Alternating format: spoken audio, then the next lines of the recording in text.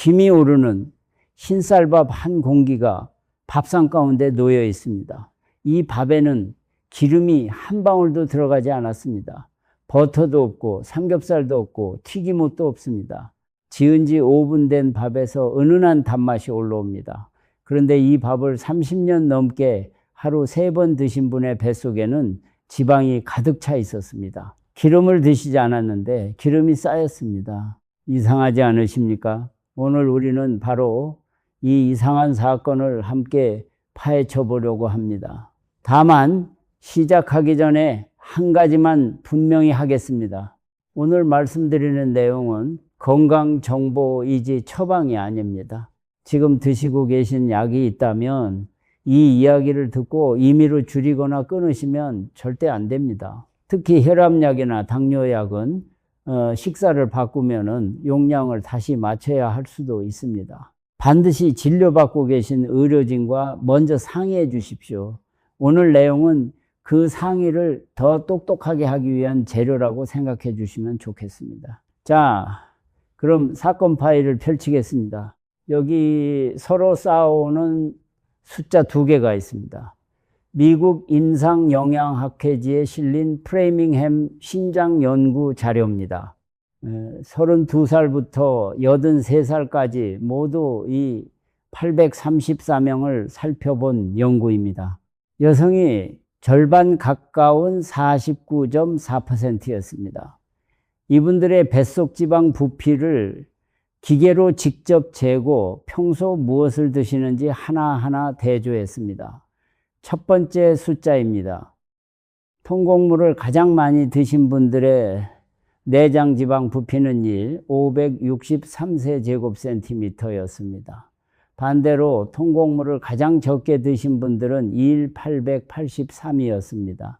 통곡물이 많을수록 뱃속 지방이 줄었습니다. 두 번째 숫자입니다. 정제 곡물을 가장 많이 드신 분들의 내장 지방은 928이었습니다. 가장 적게 드신 분들은 727이었습니다. 정제 곡물이 많을수록 뱃속 지방이 늘었습니다. 두 숫자가 정반대 방향으로 갈라집니다. 같은 곡식인데 말입니다.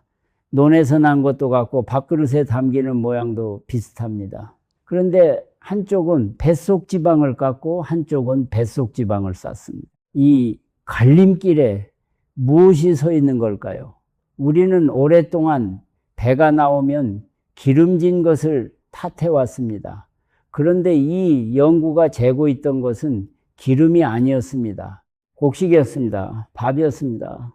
그리고 이 연구는 나이도 성별도 담배도 하루에 먹는 총 열량도 술도 모두 계산해서 빼고 다시 계산했습니다. 그래도 결과는 그대로였습니다. 다시 말해 다른 핑곗거리를 다 치워도 곡식의 종류만으로 배속 지방이 갈렸다는 뜻입니다. 이건 그냥 넘길 이야기가 아닙니다. 지금부터 우리는 형사화되어 보겠습니다. 흔히 붙잡혀 오는 용의자들을 한 명씩 불러 세우고 알리바이를 확인하고 증거를 대조하겠습니다. 그리고 마지막에 우리 밥상 한가운데 30년 동안 앉아 있으면서 아무도 의심하지 않았던 진짜 범인을 지목하겠습니다. 끝까지 함께 가주십시오. 먼저 피해 현장부터 확인하겠습니다. 도대체 내장 지방이 무엇이길래 이렇게 소란인가? 전라북도 김제에 사시는 남기성님은 올해 70입니다. 평생 논을 붙이셨습니다. 손등에 검버섯이 앉고 손가락 마디가 굵어졌지만 아직도 새벽 5시면 눈이 떠진다고 하십니다. 이분의 몸무게는 크게 늘지 않았습니다. 젊을 때 입던 저고리가 아직도 맞습니다. 그런데 허리띠 구멍만 자꾸 옆으로 갑니다. 팔다리는 오히려 가늘어졌는데 배만 앞으로 나왔습니다. 본인 말씀으로는 나이 들면 다 그런 거라고 하셨습니다. 여기서 우리가 꼭 구분해야 할 것이 있습니다. 배에 붙는 지방은 두 종류입니다. 하나는 손으로 잡히는 지방입니다. 뱃살을 손가락으로 꼬집으면 잡히는 그 물렁한 부분입니다. 이걸 피하 지방이라고 부릅니다. 또 하나는 손으로 잡히지 않는 지방입니다. 배 근육 안쪽, 창자와 창자 사이, 간 옆에, 콩팥 뒤에 끼어 있는 지방입니다. 이게 내장 지방입니다. 피하 지방은 창고 같습니다. 조용히 쌓여 있습니다. 내장 지방은 다릅니다. 내장 지방은 그냥 쌓여 있는 게 아니라 계속 마를 겁니다. 물질을 뿜어냅니다. 간에 바로 붙어 있으니 여기서 나온 것들이 간으로 먼저 들어갑니다. 그래서 배가 앞으로 나온 것보다 안쪽에 끼어 있는 것이 훨씬 성가신 겁니다. 그런데 이게 배둘레만의 문제가 아닙니다. 프레이밍햄 자녀 세대를 1991년부터 2013년까지 따라간 추적 연구가 있습니다. 이 연구에서 통곡물을 많이 드시고 정제곡물을 적게 드신 분들은 체질량 지수가 낮았고 내장 지방과 피하 지방이 모두 적었고 비만이 될 위험도 낮았습니다.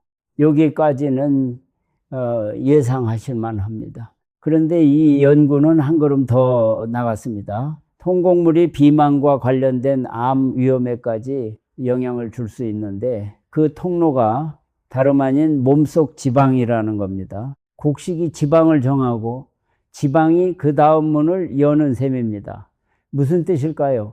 내장 지방은 종착지가 아니라 갈림길이라는 뜻입니다. 뱃속 지방이 늘어난 자리에서 길이 여러 갈래로 뻗어나갑니다. 한 갈래는 당뇨로 갑니다. 한 갈래는 지방간으로 갑니다. 한 갈래는 혈압으로 갑니다. 그리고 또 한 갈래는 암 쪽으로 이어집니다. 그러니까 배가 나온 건 옷맵시 문제가 아닙니다. 우리 몸이 어느 길로 들어설지 정해지는 삼거리입니다.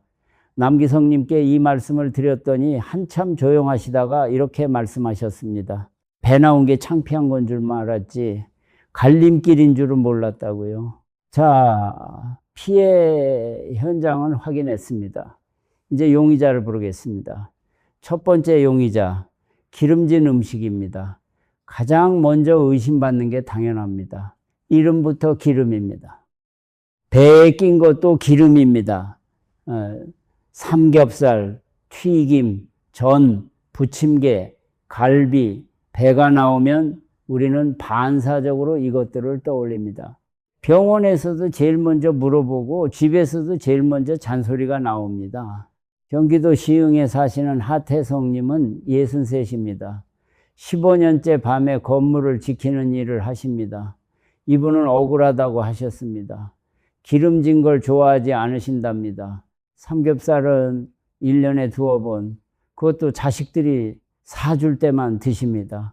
튀김은 느끼해서 손이 안 간다고 하십니다.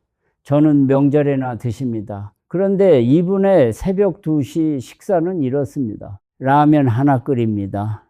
면을 먼저 건져 드십니다. 남은 국물에 찬밥 한 덩이를 말아 드십니다. 그리고 밖이 환해질 때쯤 근무 끝나고 집에 오시면서 흰 찐빵을 하나 사 드십니다. 이분 기준으로 이건 기름진 게 아닙니다. 라면은 국물이고 밥은 밥이고 찐빵은 그냥 빵입니다. 그럼 증거를 볼까요? 기름진 음식은 정말 무죄일까요? 아닙니다. 여기서 우리가 정직해야 합니다. 기름진 음식은 열량이 높습니다. 같은 무게에서 지방은 탄수화물보다 2배 넘는 열량을 냅니다. 많이 드시면 당연히 남습니다. 남은 건 어딘가에 저장됩니다. 그러니 기름진 음식은 무죄가 아닙니다. 다만 이렇게 정리하겠습니다. 기름진 음식은 공범입니다. 주범은 아닙니다. 왜냐하면 하태성님처럼 기름진 것을 거의 드시지 않는데도 뱃속에 지방이 가득한 분들이 너무 많기 때문입니다. 범인이 자리를 비운 시간에도 사건이 계속 일어났다면 그 사람 혼자 한 일이 아닙니다. 그리고 조금 전 보신 프레이밍햄 연구를 다시 떠올려 주십시오. 그 연구는 하루에 먹는 총 열량을 계산해서 빼고도 결과가 그대로였습니다. 총 열량이라는 건 기름진 음식의 목까지 포함한 숫자입니다. 그걸 빼고도 곡식의 종류만으로 뱃속 지방이 갈렸습니다. 이건 기름 말고 다른 놈이 따로 있다는 뜻입니다. 기름진 음식은 일단 옆방에 앉혀두겠습니다. 나중에 다시 부르겠습니다. 두 번째 용의자 술입니다. 술은 아주 유력한 용의자입니다. 배 나온 걸 아예 술배라고 부르지 않습니까? 술이 간에 부담을 준다는 것도, 술 자체가 열량 덩어리라는 것도 사실입니다. 안주까지 따라오면 더 그렇습니다. 그런데 경기도 파주에 사시는 노재국님은 59이십니다.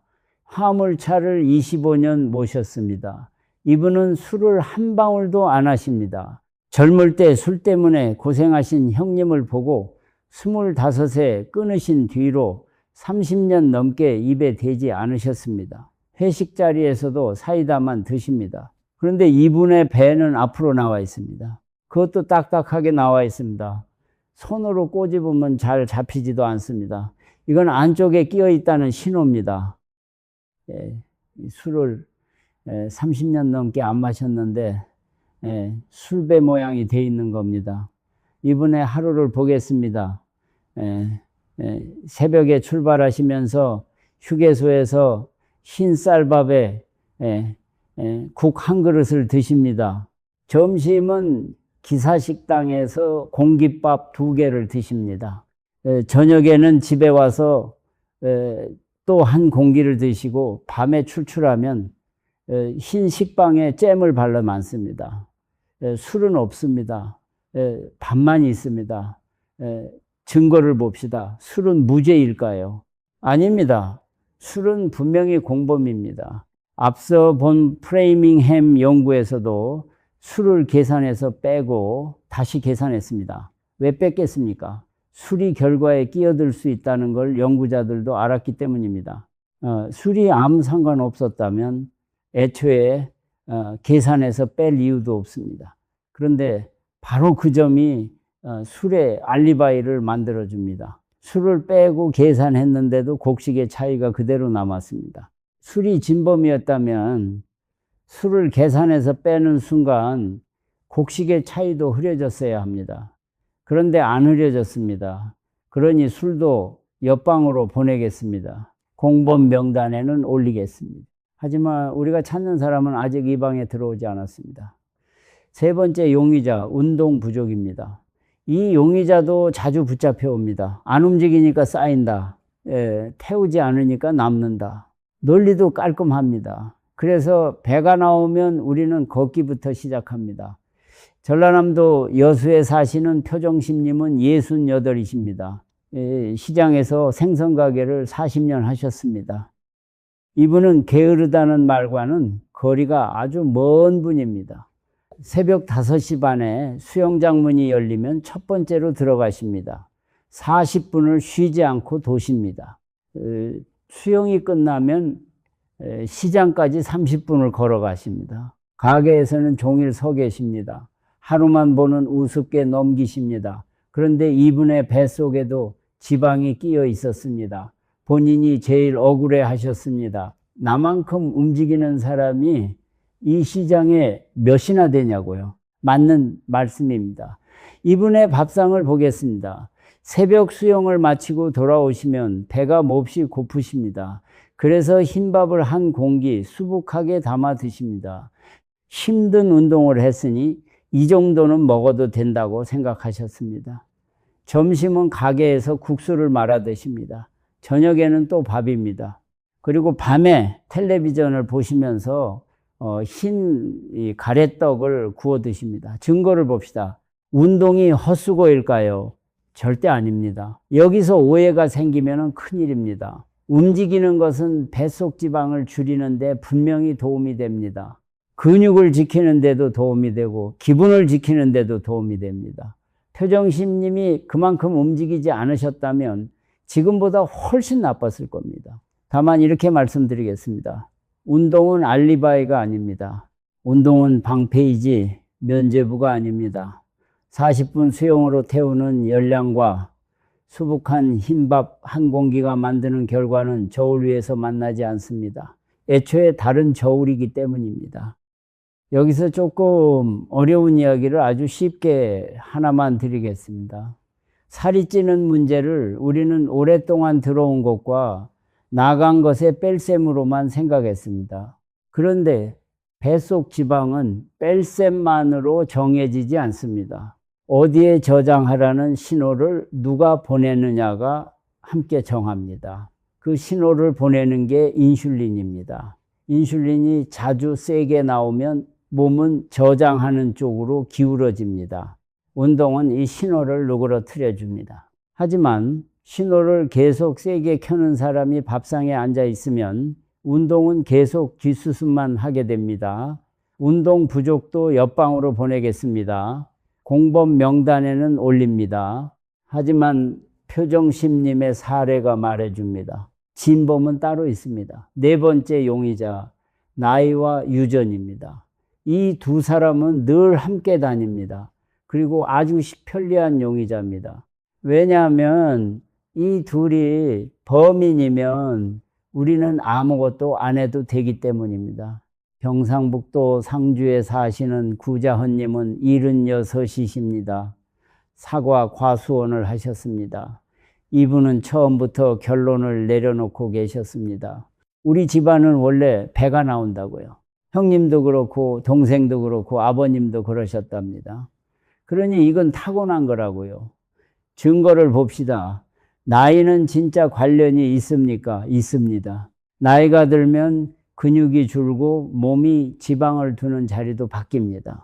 같은 몸무게라도 65의 몸은 40의 몸과 지방이 놓인 자리가 다릅니다. 유전은 어떻습니까? 이것도 관련이 있습니다. 어떤 분은 같은 걸 드셔도 배 쪽에 더 잘 붙습니다. 그런데 잠깐 멈춰 보십시오. 앞서 본 프레밍햄 연구는 나이와 성별을 계산해서 빼고 다시 계산했습니다. 그러니까 60살끼리 70살끼리 놓고 비교해도 곡식의 차이가 그대로 남았다는 뜻입니다.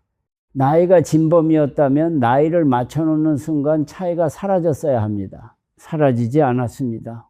그리고 유전에 대해서는 이렇게 말씀드리고 싶습니다. 구자헌님의 형님과 동생과 아버님은 유전자만 나눠 가진 게 아닙니다. 밥상도 나눠 가졌습니다. 같은 솥에서 지은 흰밥을 같은 그릇에 담아 60년을 드셨습니다. 우리는 그걸 유전이라고 부르고 있었습니다. 그러니 나이와 유전에게는 이렇게 말씀드리겠습니다.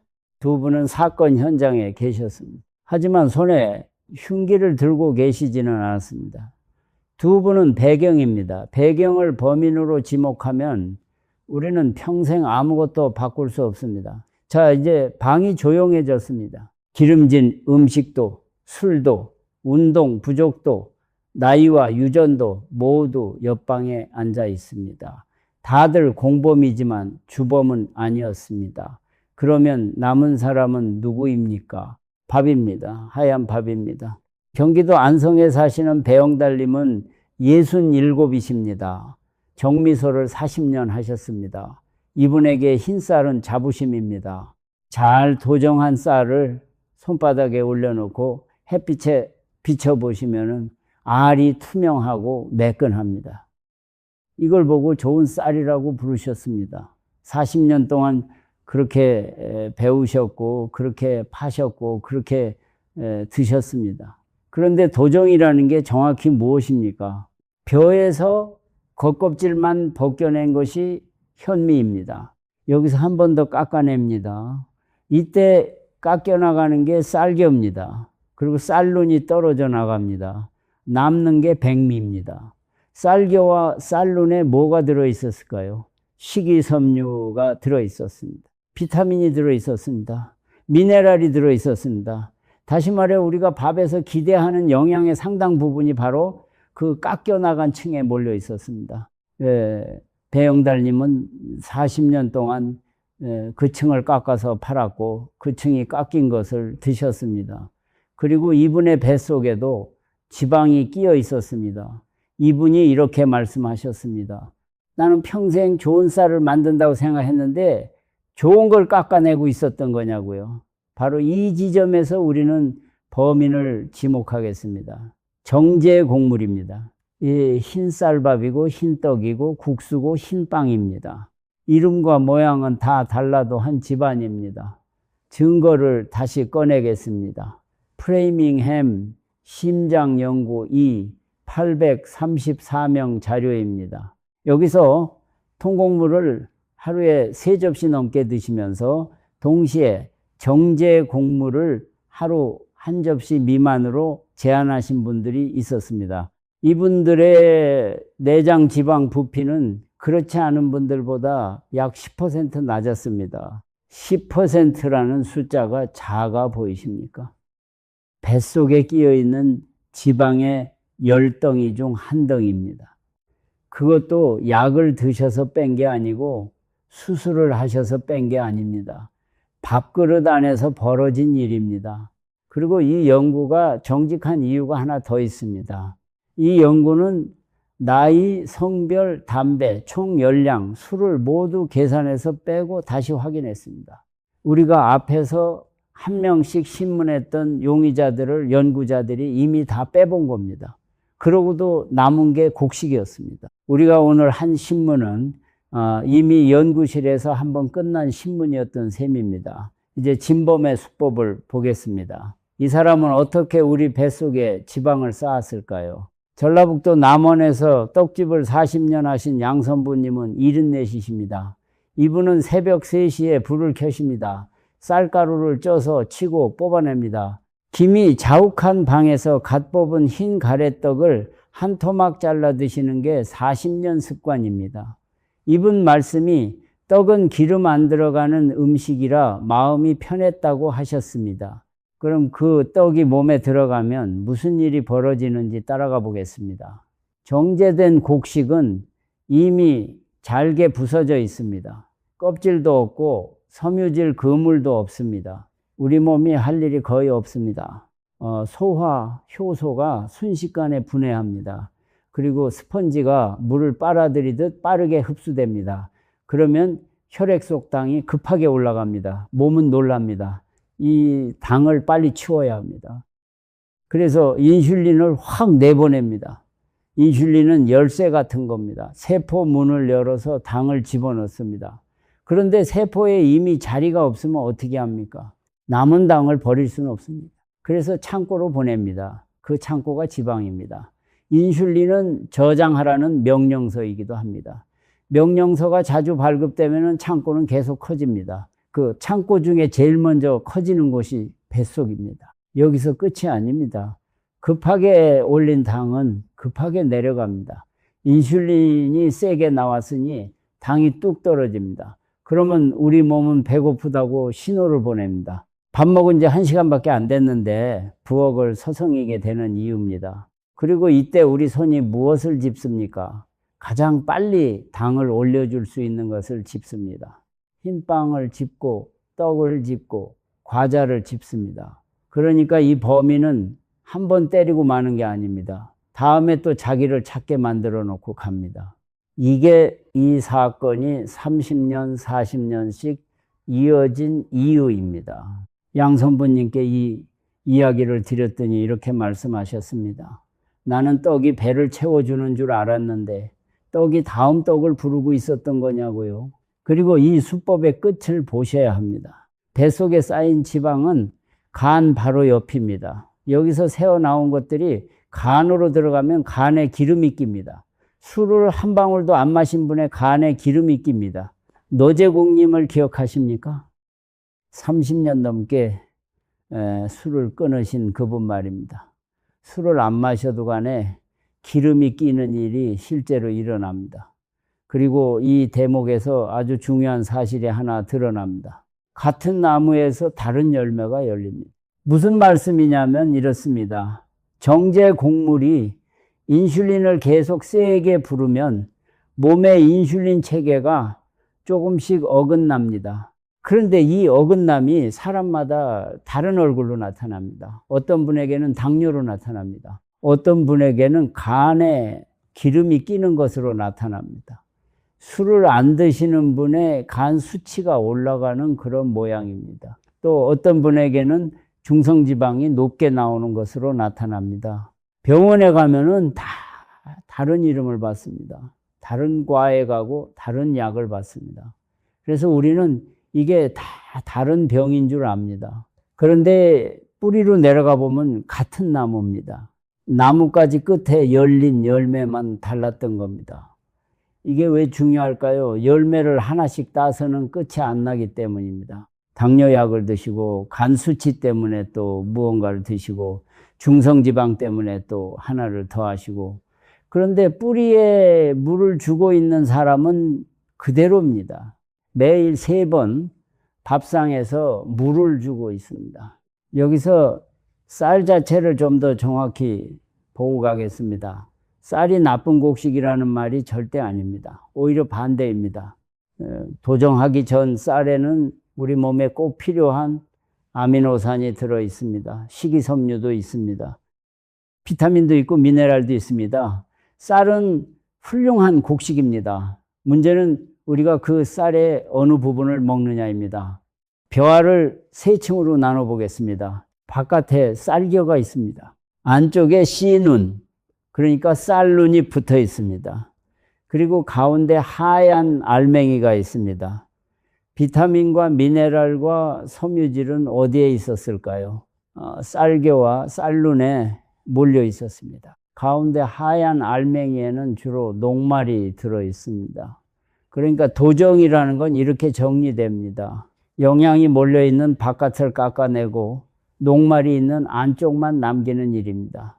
우리는 그걸 정성이라고 불렀습니다. 하얗게 깎을수록 좋은 쌀이라고 불렀고, 손님이 오시면은 더 하얀 쌀을 내놓았습니다. 현미는 어떨까요? 겉껍질만 살짝 벗겨낸 것이 현미입니다. 식감은 거칩니다. 밥맛도 백미만 못하다고 느끼실 수 있습니다. 대신 쌀눈과 쌀겨의 영양을 함께 가져오게 됩니다. 그리고 그 거친 식감이야말로 오늘 이야기의 핵심입니다. 거칠다는 것은 몸이 분해하는데 시간이 걸린다는 뜻입니다. 시간이 걸린다는 것은 당이 천천히 올라간다는 뜻입니다. 천천히 올라가면 인슐린이 급하게 나올 이유가 없습니다. 우리가 불편하다고 느끼는 그 거친 식감이 사실은 우리 몸을 지켜주던 안전장치였습니다. 40년 동안 우리는 그 안전장치를 깎아내고 먹어왔습니다. 여기서 뱃속을 한번 스스로 확인해 보시겠습니까? 지금 자리에 앉으신 채로 하실 수 있습니다. 배꼽 옆에 살을 손가락 2개로 꼬집어 보십시오. 두툼하게 잡히면 그건 피하지방입니다. 그런데 배는 앞으로 나와 있는데 손으로 꼬집으면 별로 안 잡히고, 배가 오히려 단단하다면 그거는 안쪽에 끼어 있다는 신호입니다. 그리고 이런 분들도 계십니다. 몸무게는 정상입니다. 팔다리는 오히려 가채입니다. 옷을 입으면 날씬해 보이십니다. 그런데 검사를 해보면은 뱃속에 지방이 가득합니다. 몸무게라는 숫자 하나만 보시면은 절대 알 수 없습니다. 저울은 뱃속을 못 봅니다. 저울은 무게만 잽니다. 그래서 몸무게가 안 늘었으니 괜찮다고 생각하시면 안 됩니다. 남기성님을 다시 떠올려 주십시오. 젊을 때 저고리가 아직 맞는데 뱃속에는 지방이 끼어 있었습니다. 자, 이제 범인을 지목했으니 잡으러 가면 되겠습니다. 잡곡을 넣으면 되겠지요. 현미를 사면 되겠지요. 그런데 여기서 이 사건에 가장 이상한 대목이 나옵니다. 오늘 이 이야기에서 딱 하나만 기억하셔야 한다면 저는 지금부터 말씀드릴 이 부분을 고르겠습니다. 충청남도 아산에 사시는 진말수님은 65이십니다. 20년 넘게 어린이집에서 아이들 밥을 지으셨습니다. 이분은 이미 알고 계셨습니다. 딸이 텔레비전을 보고 와서 현미를 사다 드렸습니다. 그래서 바꾸셨습니다. 이분의 하루를 보겠습니다. 아침에 현미와 보리를 섞은 잡곡밥을 지어 드십니다. 아주 잘하고 계십니다. 점심에는 친구분들과 국수를 드십니다. 저녁에는 밥을 조금 드시고 밤에 며느리가 사다 준 흰 백설기를 두어 조각 드십니다. 이분은 스스로 잡곡 드시는 분이라고 생각하십니다. 실제로 아침에는 잡곡을 드셨습니다. 그런데 이분의 뱃속 지방은 거의 줄지 않았습니다. 왜 그럴까요? 프레이밍햄 연구에서 가장 뜻밖이었던 대목이 바로 이것입니다. 정제 곡물을 더하면 통곡물을 많이 먹어서 생긴 이로움이 약해집니다. 통곡물의 효과가 정제 곡물 앞에서 힘을 잃는다는 뜻입니다. 이건 우리가 지금까지 들어온 이야기와 방향이 다릅니다. 우리는 좋은 걸 더하라는 말을 훨씬 많이 들었습니다. 현미를 넣어라, 보리를 섞어라, 잡곡을 사라. 그런데 이 연구가 말하는 조건은 하나가 아니라 둘입니다. 첫째, 통곡물을 하루 3접시 넘게 드셔야 합니다. 둘째, 동시에 정제곡물을 하루 1접시 미만으로 줄이셔야 합니다. 이 두 개가 한 문장 안에 그리고로 묶여 있습니다. 또는 이 아닙니다. 그리고입니다.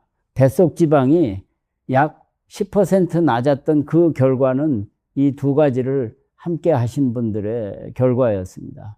하나만 하신 분들의 결과가 아닙니다. 그러니까 이렇게 정리됩니다. 더하기만으로는 부족합니다. 빼기가 있어야 합니다. 진말스님은 아침에 더하기를 하셨습니다. 그런데 점심에 국수로 빼기를 지우셨고 밤에 백설기로 한 번 더 지우셨습니다. 하루가 끝나면은 남는 게 거의 없었습니다. 잘못하신 게 아닙니다. 아무도 이 조건이 2개라고 말해주지 않았을 뿐입니다. 우리는 왜 더하기만 들었을까요? 더하기는 기분이 좋기 때문입니다. 뭔가를 사서 넣으면 무언가를 했다는 느낌이 듭니다. 빼기는 기분이 나쁩니다. 좋아하는 걸 덜어내야 합니다. 그래서 우리는 무의식적으로 더하기만 골라왔습니다. 그리고 몸은 그 차이를 정확히 알고 있었습니다. 이 이야기를 들으신 진말수님이 물으셨습니다. 그러면 나는 도대체 하루에 정제 곡물을 몇 접시 먹고 있는 거냐고요. 아주 좋은 질문입니다. 그리고 저는 이 질문에 답할 수 있는 자를 하나 가지고 있습니다. 지금부터 그 자를 여러분 손에 쥐어드리겠습니다. 우리는 그동안 밥을 눈대중으로 이야기해 왔습니다. 반 공기, 한 공기, 고봉으로 한 그릇. 이건 사람마다 다릅니다. 그래서 연구에서 쓰는 기준을 그대로 가져오겠습니다. 통곡물 한 접시는 이렇습니다. 100% 통밀빵 한 조각 또는 귀리 반컵, 이게 한 접시입니다. 정제곡물 한 접시는 이렇습니다. 흰 식빵 한 조각 또는 흰쌀밥 반컵, 이게 한 접시입니다. 여기서 눈이 번쩍 뜨이는 대목이 있습니다. 흰쌀밥 반컵이 한 접시입니다. 반 공기가 아닙니다. 반컵입니다. 그러면 우리가 매일 담아 드시는 밥 한 공기는 몇 접시일까요? 보통 밥 공기에 담긴 밥은 컵으로 재면 한 컵 안팎입니다. 그러니까 밥 한 공기는 정제곡물 2접시쯤 됩니다. 수북하게 담으셨다면 3접시에 가까워집니다. 이제 계산이 됩니다. 하루 정제곡물 한 접시 미만이 기준이었습니다. 그런데 아침에 밥 한 공기만 드셔도 이미 2접시입니다. 하루치 기준을 아침 한 끼에 2배로 넘겨버린 겁니다. 계속 세어보겠습니다. 국수 한 그릇은 어떻습니까? 국수 한 그릇에 들어가는 면의 양은 밥 한 공기보다 적지 않습니다. 대략 2접시에서 3접시로 보시면 크게 틀리지 않습니다. 흰 가래떡은 어떻습니까? 손가락만 한 토막도 개면 한 접시쯤입니다. 백설기 한 조각도 그쯤입니다. 흰 식빵은 한 장이 딱 한 접시입니다. 찐빵 하나도 한 접시가 넘습니다. 이제 진말수님의 하루를 세어보겠습니다. 아침 잡곡밥은 통곡물 쪽입니다. 다만 잡곡 비율이 절반이었으니 절반은 정제 곡물로 세야 합니다.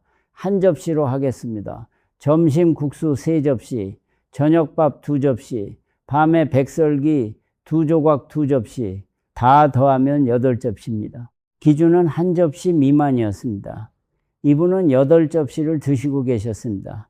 8배가 아니라 8접시입니다. 그런데도 스스로는 잡곡 드시는 분이라고 믿고 계셨습니다. 이 계산이 왜 중요한지 아십니까? 우리가 그동안 잘못 알고 있었던 게 아닙니다. 아예 세어본 적이 없었던 겁니다. 세어보지 않으면 우리는 늘 자기가 잘하고 있다고 느낍니다. 경기도 광명에 사시는 도병하님은 61이십니다. 은퇴하시고 아파트 관리 일을 하십니다.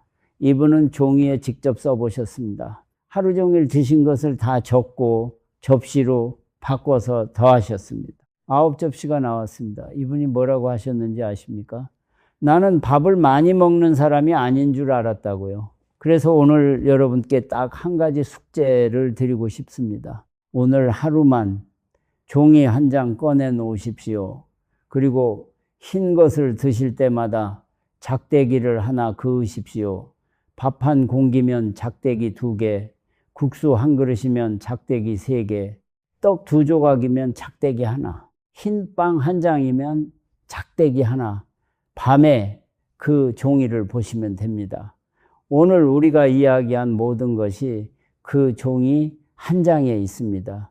계산기도 필요 없고 병원도 필요 없습니다. 작대기만 세시면 됩니다. 작대기가 8개인분과 2개인분은 다른 길을 걷습니다. 그리고 그 차이는 오늘 저녁 밥그릇에서 시작됩니다. 여기까지 오셨으면 한 가지 궁금하실 겁니다. 지금까지 본 프레밍햄 연구는 사람들이 평소 뭘 먹는지 물어보고 뱃속 지방을 재서 견조 본 연구입니다. 이런 걸 관찰 연구라고 합니다. 아주 큰 규모이고 아주 중요합니다. 그런데 관찰 연구에는 한계가 있습니다. 통곡물을 많이 드시는 분들이 원래 다른 것도 잘 챙기시는 분들이라면 어떡합니까? 곡식 때문인지 그 사람 때문인지 완전히 갈라내기가 어렵습니다. 그래서 다른 종류의 증거가 필요합니다. 사람들에게 실제로 다른 밥을 드시게 하고 몸이 달라지는지 보는 연구입니다. 이걸 개입 연구라고 합니다. 관찰 연구가 목격자 진술이라면 개입 연구는 현장 재현입니다. 재현에서 같은 일이 벌어지면 증거의 무게가 달라집니다. 영국 영양학회지에 실린 브라보 연구가 바로 그런 연구입니다. 이 연구는 대사증후군이 있는 분들에게 현미밥과 흰쌀밥을 각각 드시게 하고 뱃속 지방이 어떻게 달라지는지 그리고 혈관 안쪽 벽이 어떻게 반응하는지를 함께 봤습니다. 결과가 흥미롭습니다. 흰쌀밥을 드신 뒤에는 팔혈관이 넓어지는 능력이 1시간쯤 지나 떨어졌습니다. 그런데 현미밥을 드신 뒤에는 그 떨어짐이 막혔습니다. 그리고 8주 동안 현미밥을 이어 드셨을 때는 몸무게와 관련된 수치들이 내려갔습니다. 그런데 다시 흰쌀밥으로 돌아가자 그 수치들도 원래 자리로 돌아왔습니다. 이 마지막 문장을 다시 읽어 주십시오.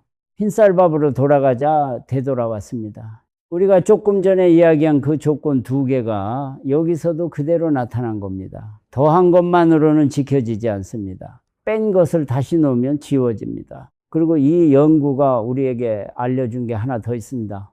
이 일이 배 둘레에서 끝나지 않는다는 겁니다. 혈관 안쪽 벽이 반응했습니다.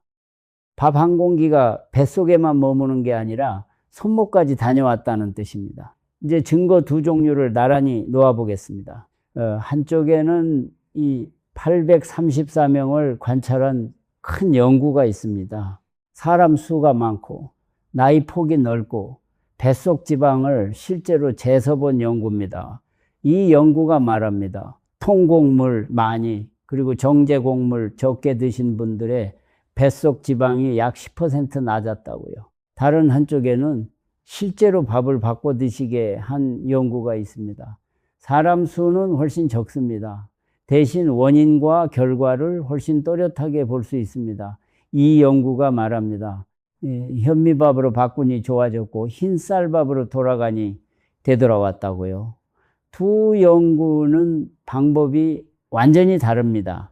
그런데 같은 곳을 가리킵니다. 서로 다른 두 증인이 같은 사람을 지목한 겁니다. 이럴 때 수사는 끝납니다.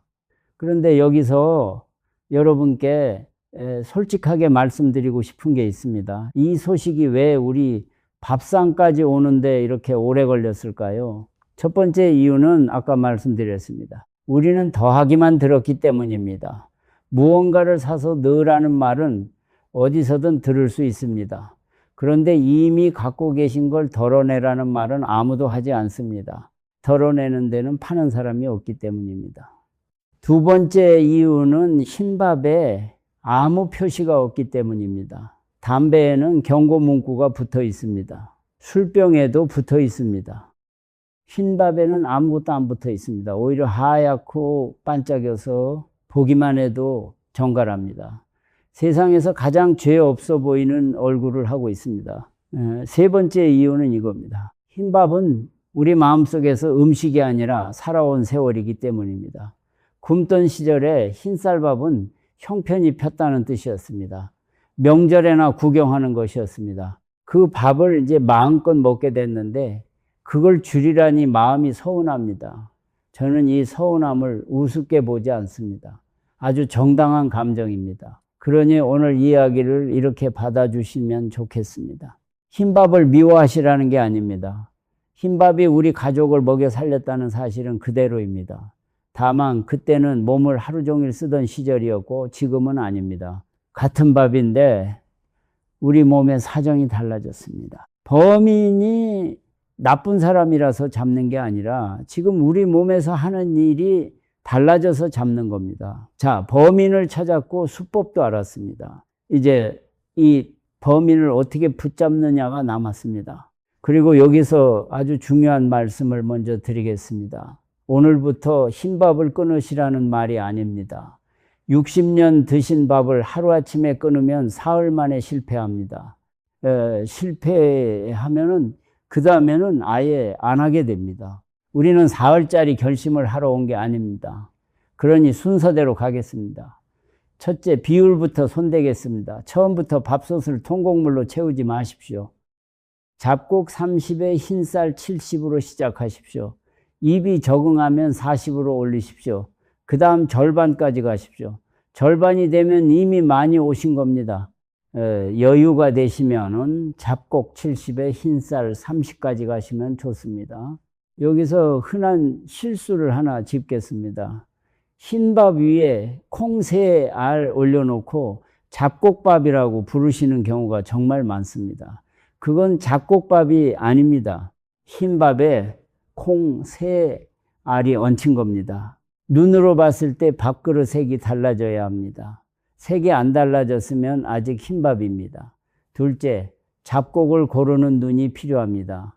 요즘 잡곡이라고 파는 것 중에 이미 도정을 거친 것이 아주 많습니다. 껍질을 깎아낸 잡곡은 이름만 잡곡입니다. 우리가 얻으려던 그 껍질과 씨눈이 이미 없기 때문입니다. 그러니 아예 깎지 않은 것을 고르십시오. 현미와 귀리를 축으로 삼으시면 크게 어긋나지 않습니다. 셋째, 종류는 5가지 안쪽으로 하십시오. 몸에 좋다는 걸 다 넣으면 밥이 아니라 죽이 됩니다.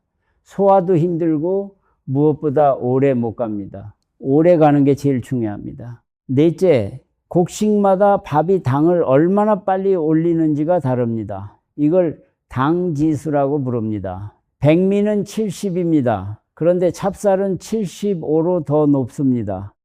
찰지고 부드러워서 소화가 잘 된다고 좋아하시는데 소화가 잘 된다는 건 당이 그만큼 빨리 올라간다는 뜻이기도 합니다. 그러니 찰기를 위해서 찹쌀 비율을 올리시는 건 방향이 반대입니다.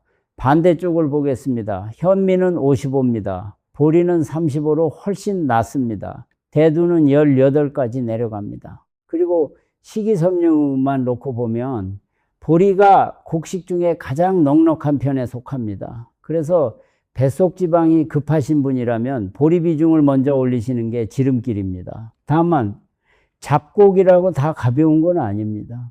수수나 밤 같은 거는 잡곡 중에서도 열량이 높은 편입니다. 몸에 좋다고 이것들만 잔뜩 넣으시면은 뱃속 지방을 잡으려다 열량으로 다시 채우게 됩니다.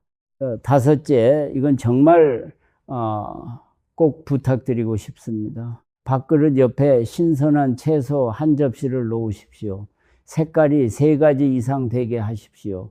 그리고 소금에 절이지 않은 것이어야 합니다. 이 조건이 왜 붙는지 지금 말씀드리겠습니다. 우리 밥상에는 오래된 짝이 있습니다. 흰밥과 짠 반찬입니다. 젓갈, 장아찌, 짭짤한 찌개. 흰밥이 심심하니까 짠 것을 부르고 짠 것을 먹으니 밥이 또 넘어갑니다. 그런데 이게 입맛 문제만이 아닙니다. 흰밥이 인슐린을 계속 세게 부르면 콩팥이 나트륨을 붙잡고 있으려는 성질이 생깁니다. 나트륨이 남으면 몸에 물이 늘어납니다. 물이 늘면 혈압이 올라갑니다. 그리고 짜게 드시면 다시 흰밥이 당깁니다. 고리가 둥글게 이어져 있습니다. 그러니 채소를 넣으실 때 소금에 절인 김치나 장아찌로 채우시면은 고리를 끊는 게 아니라 고리에 기름칠을 하시는 겁니다. 생오이, 생상추, 데친 나물, 찐 호박, 삶은 브로콜리 이런 것들입니다. 여섯째, 양입니다. 그리고 여기서 아주 중요한 오해를 하나 풀겠습니다. 잡곡으로 바꾸셨다고 열량이 줄어드는 게 아닙니다. 잡곡은 백미보다 열량이 낮지 않습니다. 오히려 높은 것도 있습니다. 밥을 바꾸셨는데 양을 그대로 드시면 우리가 오늘 이야기한 일 중 절반만 하신 겁니다. 그럼 얼마나 드시면 될까요? 여성분은 밥그릇의 4분의 1 정도를 기준으로 잡으십시오. 남성분은 한 공기를 넘기지 않도록 하십시오. 이 숫자를 앞에서 배운 접시로 바꿔보시면 이해가 확 되실 겁니다. 예, 밥 한 공기가 정제 곡물 2접시쯤이라고 말씀드렸습니다. 남성분이 한 공기를 넘기지 않으신다는 건 흰밥으로만 세면 2접시 언저리라는 뜻입니다. 기준은 한 접시 미만이었습니다. 그러니 한 공기라는 상한선은 넉넉히 봐준 숫자입니다. 여기서 그 한 공기의 절반 이상을 잡곡으로 채우시면 그제야 정제 곡물이 한 접시 근처로 내려옵니다. 숫자 2개가 이렇게 만납니다. 여성분의 4분의 1 그릇이 야박해 보이십니까? 그런데 이건 반만의 몫입니다. 나머지 자리는 채소와 단백질이 채웁니다. 굶으시라는 게 아니라 자리를 바꾸시라는 겁니다. 7째, 씹으십시오. 아주 시시한 조언 같지만은 그렇지 않습니다. 잡곡은 거칩니다. 거치니까 오래 씹게 됩니다. 오래 씹으면 천천히 먹게 됩니다. 천천히 먹으면 당이 천천히 올라갑니다. 그리고 배가 부르다는 신호가 도착할 시간이 생깁니다. 흰밥은 이 모든 과정을 건너뜁니다. 흰밥은 씹기도 전에 넘어갑니다. 그래서 재밌는 일이 벌어집니다. 잡곡으로 바꾸신 분들이 공통으로 하시는 말씀이 있습니다. 밥을 적게 먹었는데 더 부르다고요. 마술이 아닙니다. 밥이 우리에게 씹을 시간을 돌려준 겁니다. 8째, 고봉밥 이야기를 하고 끝내겠습니다. 우리 세대에게 밥을 수북하게 담는 건 인심입니다. 그릇 위로 봉긋하게 올라온 밥을 보면 마음이 든든해집니다. 이 정도는 먹어야 힘을 쓴다고 배웠습니다. 그 시절에는 맞는 말이었습니다. 하루 종일 논에서 일하고 지게를 지고 심리를 걸었으니까요. 그런데 지금 우리 하루는 그때와 다릅니다. 몸은 그때만큼 쓰지 않는데 밥그릇만 그때 그대로입니다. 밥그릇은 60년 전에서 멈춰 있고 몸은 여기까지 왔습니다. 이 간격에 뱃속 지방이 들어앉았습니다. 그러니 인심을 버리시라는 게 아닙니다. 인심을 밥 대신 반찬에 담으시면 됩니다. 나물을 수북하게 담으십시오. 콩자반을 넉넉하게 담으십시오. 생선 한 토막을 더 올리십시오. 인심은 그대로 두고 그릇만 바꾸는 겁니다. 9째, 여기서 여러분이 꼭 물어보실 것 같은 것을 제가 먼저 꺼내겠습니다. 그러면은 누룽지는 어떠냐는 겁니다. 밥을 다 드시고 마무리로 누룽지를 드시는 분이 정말 많으십니다. 구수하고 뜨겁고 든든합니다. 그리고 어쩐지 몸에 좋은 것 같은 느낌이 듭니다. 옛날 음식이니까요. 그런데 누룽지가 무엇으로 만들어졌는지 생각해 보십시오. 흰쌀밥입니다. 흰쌀밥을 솥바닥에 눌린 겁니다. 눌었다고 해서 쌀겨가 돌아오지는 않습니다. 쌀눈이 다시 붙지도 않습니다. 그러니까 누룽지는 흰밥의 다른 얼굴입니다. 작대기로 세면 그대로 작대기입니다. 그리고 여러분, 여기가 함정입니다. 누룽지는 밥을 다 드신 다음에 오는 음식입니다. 밥 한 공기로 작대기 2개를 그으셨는데 마무리로 하나가 더 붙습니다. 배가 부른 상태에서 붙는 작대기라 우리는 이걸 먹었다고 세지도 않습니다. 세지 않은 것이 제일 무섭습니다. 같은 이야기가 죽에도 해당됩니다. 흰쌀죽은 부드럽고 편해서 몸이 약할 때 찼습니다. 그런데 쌀을 오래 끓여서 더 잘게 풀어놓은 것이니 당이 올라가는 속도로 치면 흰밥보다 앞섭니다. 그러니 여러분께서 오늘 밤 작대기를 그으실 때는 밥그릇만 세지 마십시오. 마무리로 드신 것, 심심해서 드신 것, 남은 국물에 말아 드신 것까지 다 세셔야 합니다. 밥상에서 우리를 넘어뜨리는 건 정찬이 아니라 마무리입니다. 그럼 이걸 언제부터 어떻게 시작하면 될까요? 3주로 나눠드리겠습니다.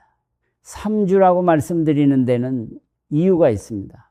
밥을 바꾸신 분들이 몸의 변화를 실제로 느끼기 시작하는 게 대략 그쯤이기 때문입니다. 첫째 주입니다. 밥솥은 아직 건드리지 마십시오.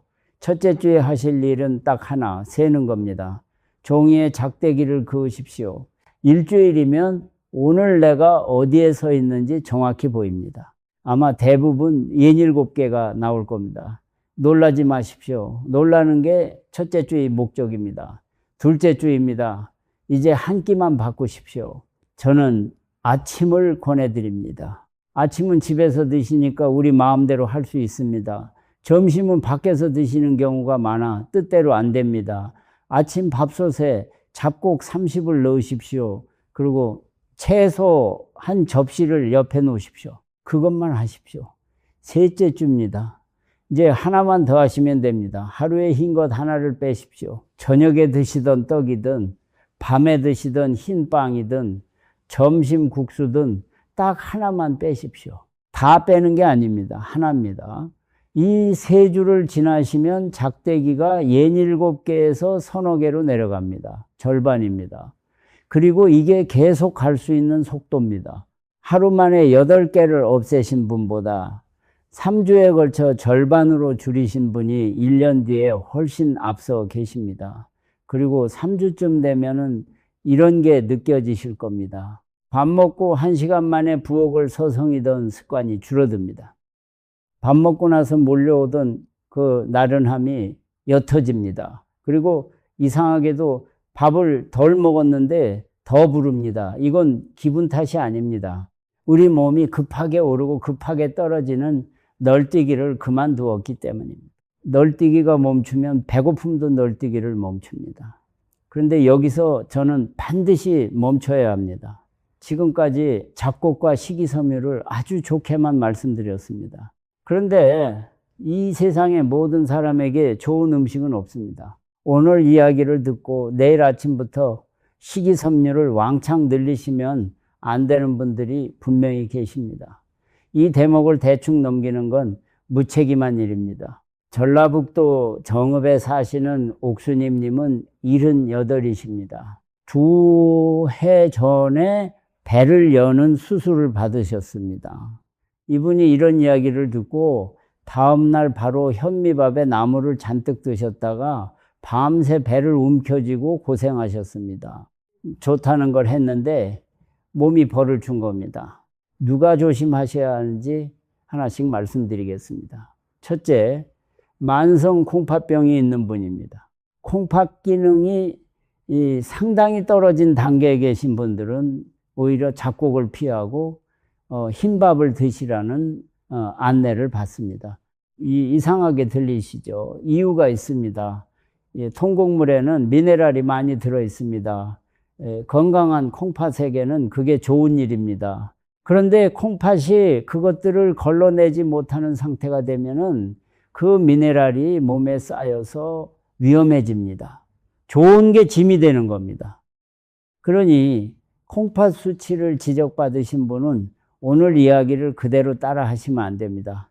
반드시 진료받는 곳에서 먼저 물어보십시오. 둘째, 염증성 장질환이 심하게 도지신 분입니다. 장이 지금 헐어있고 열이 있는 상태에서 거친 것을 밀어놓으면 상처를 문지르는 셈입니다. 진정된 다음이 순서입니다. 셋째, 장이 좁아진 곳이 있다고 들으신 분입니다. 이걸 협착이라고 부릅니다. 관이 좁아진 곳에 부피가 큰 것이 몰려가면 막힐 수 있습니다. 이건 응급한 상황으로 갈 수 있는 문제입니다. 넷째, 배를 여는 수술을 받고 얼마 되지 않으신 분입니다.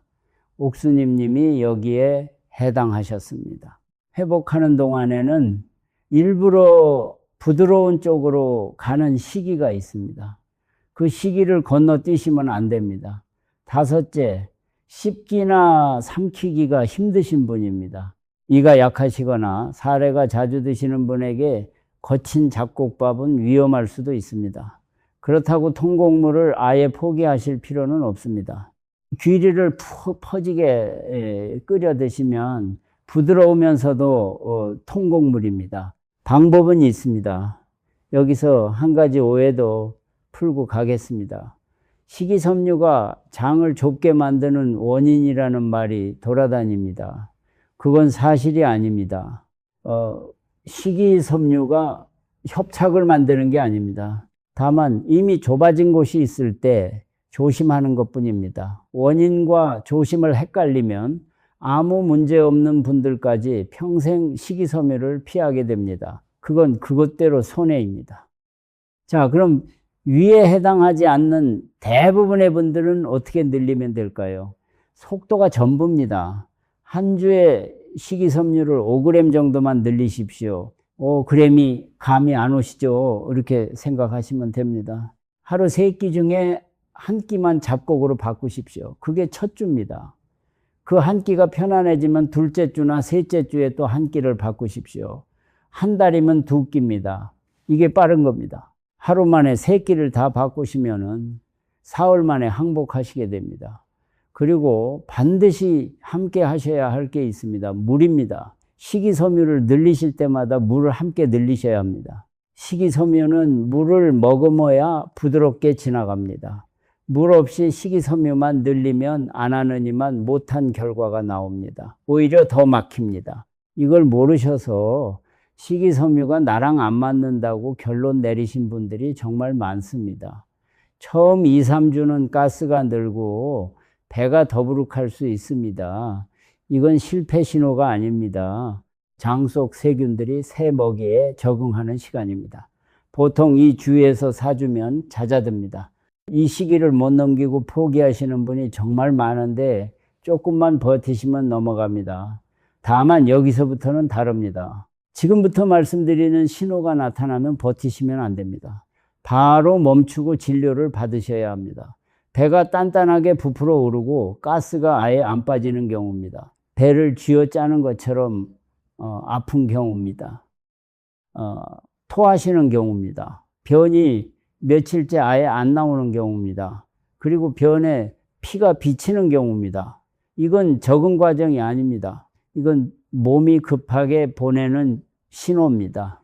이럴 때 좋은 거니까 참아야지 하시면 안 됩니다. 참는 게 미덕이 아닌 순간이 있습니다.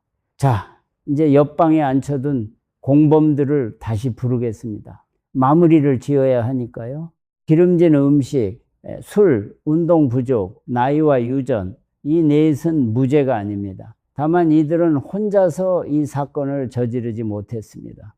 이들이 한 일은 이겁니다. 진범이 일하기 좋은 조건을 만들어 준 겁니다. 술은 간이 이미 바쁘게 만들어 놓았습니다.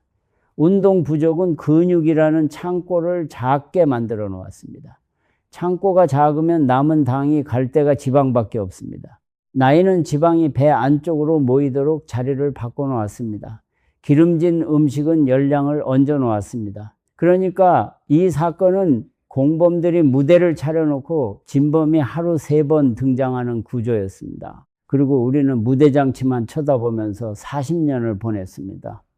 이제 사건 파일을 덮기 전에 정리해서 읽어드리겠습니다. 사건명은 이렇습니다. 기름을 먹지 않은 사람의 뱃속에 기름이 쌓인 사건. 첫 번째 증거, 미국 임상영양학회지에 실린 프레이밍햄 심장연구 2,834명, 32살부터 83살까지 여성 49.4%, 통곡물을 하루 3접시 넘게 드시면서 정제 곡물을 하루 한 접시 미만으로 줄이신 분들은 뱃속 지방 부피가 약 10% 낮았습니다. 나이도 성별도 담배도 총 열량도 술도 빼고 계산했는데 그대로였습니다. 네. 두 번째 증거, 같은 연구에서 정제 곡물을 더하면 통곡물의 이로움이 약해졌습니다. 그래서 조건이 하나가 아니라 둘입니다. 더하기 그리고 빼기. 세 번째 증거, 영국 영양학회지에 실린 브라보 연구, 실제로 밥을 바꿔 드시게 한 개입 연구입니다. 현미밥은 혈관 안쪽 벽이 나빠지는 것을 막아주었고 8주 뒤 수치가 좋아졌다가 흰쌀밥으로 돌아가자 되돌아왔습니다. 네 번째 증거, 프레이밍햄 자녀 세대를 1909 11년부터 2013년까지 따라간 연구, 뱃속 지방은 종착지가 아니라 갈림길입니다. 비만과 관련된 암 위험까지 그 지방을 통로로 이어질 수 있습니다. 범인의 인상착의, 얕습니다. 부드럽습니다. 잘 넘어갑니다. 기름기가 없어서 죄가 없어 보입니다. 그리고 우리가 제일 사랑합니다. 흰쌀밥, 흰떡, 국수, 흰빵. 이름은 달라도 한 집안입니다. 붙잡는 방법. 잡곡 30에서 시작해 절반을 넘기십시오. 깎지 않은 현미와 귀리를 축으로 하십시오. 종류는 5가지 안쪽. 찹쌀 비율은 올리지 마십시오. 보리를 먼저 올리십시오. 소금에 절이지 않은 3가지 색 채소를 한 접시.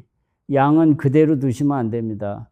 잡곡도 열량은 낮지 않습니다. 그리고 씹으십시오. 그리고 오늘 밤 종이 한 장에 작대기를 그으십시오. 밥 한 공기 2개, 국수 한 그릇 3개, 떡 2조각 하나, 흰빵 한 장 하나. 내일 아침 그 종이가 여러분께 오늘 이 이야기 전부를 다시 해줄 겁니다. 혹시 지금 이 이야기를 들으시면서 부엌에 계신 어머니가 떠오르셨거나 매일 국수를 드시는 아버지가 떠오르셨다면 이 이야기를 그분께 전해 주십시오. 잔소리로 들리지 않게 하는 방법이 하나 있습니다. 밥 좀 그만 드시라고 하지 마시고 그냥 보리를 한 봉지 사다 드리시면 됩니다.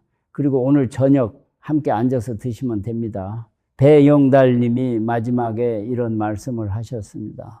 40년을 깎아냈는데 이제는 안 깎은 걸 먹어볼 참이라고요. 표정심님은 수영을 그만두지 않으셨습니다. 다만 수영 끝나고 담는 밥그릇이 달라졌습니다. 진말수님은 점심 국수를 끊지 않으셨습니다.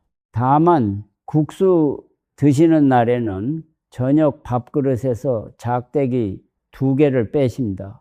보십시오. 아무도 인생을 뒤집지 않았습니다. 밥그릇 하나를 바꿨을 뿐입니다.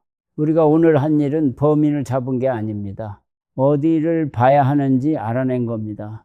그동안 우리는 삼겹살을 노려보고 있었고 술병을 노려보고 있었고 내 나이와 우리 집안을 원망하고 있었습니다. 정작 범인은 그 시간 내내 밥상 한가운데 김을 모락모락 내면서 앉아 있었습니다. 이제 여러분은 어디를 봐야 하는지 아십니다. 그거면 충분합니다. 눈이 달라지면 밥그릇이 달라지고 밥그릇이 달라지면 3주 뒤 뱃속이 달라집니다. 오늘 저녁 밥솥을 안 치실 때 보리 한 줌 넣는 그 손이 앞으로 10년을 바꿉니다. 그 손이 여러분 손이라서 참 다행입니다. 내일도 그 손으로 밥을 지으십시오.